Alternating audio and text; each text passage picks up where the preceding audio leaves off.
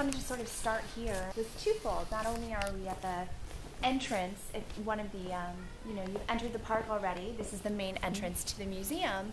And I wanted to focus on the Antony Gormley Reflection 2 sculpture because it is the first international acquisition of ours here at deCordova. So it signals a commitment that we have moving forward that we really want to profile internationally excellent artists.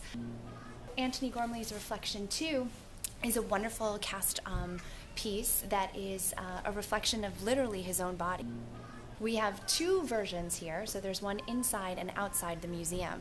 As you approach, you might think it is just a reflection of one statue, sort of pondering himself, but in reality we have two, and that echoes another really important aspect of what we do here at deCordova, which is bringing visitors to appreciate both our indoor and outdoor offerings.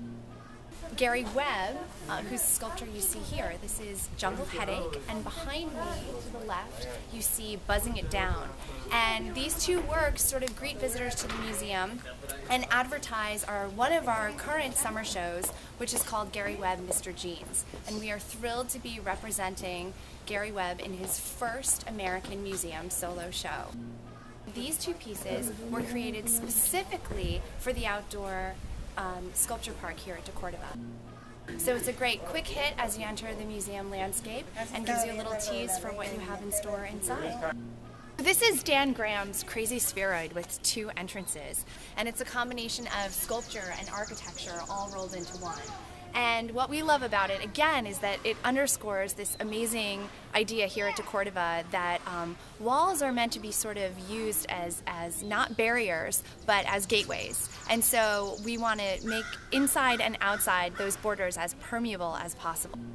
The piece is perhaps most complete when it's packed with people, and you are able to see all sorts of different reflections of the inside and the outside. For us in here, it sort of expands this space by infinity.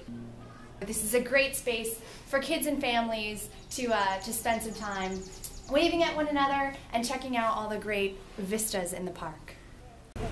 This is Jim Dine's Two Big Black Hearts, which is hands down a deCordova visitor favorite. You'll often find couples walking by hand in hand, so it can be a spot, quite romantic spot. You'll also get a lot of picnickers around this area. Historically, Jim Dine was sort of channeling the pop art movement here. He's famous for his hearts. He's also famous for using found objects in a lot of different ways. And so these pieces almost become an I Spy for all the kids who are here at the museum. And I used to bring my kids here when it was little and when actually it was free to just walk around the grounds. It's just a beautiful place. It's a beautiful spot anyway. I think I really liked the sister sculpture because it had, it sort of combined, it had some grass, it had grass and things growing in it. And so I liked the way it combined. I almost walked right by it without seeing it. It's nice the way that the sculptures are fit into the land, and we were just admiring that pine stone sculpture that was in that crop of trees right there. They look like little flamingos, and of course we wanted to lie down on that bed there, but we couldn't because that's actually a sculpture as well. I'm not really intelligent about art.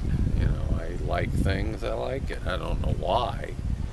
And a lot of them I look at and I say, this is art.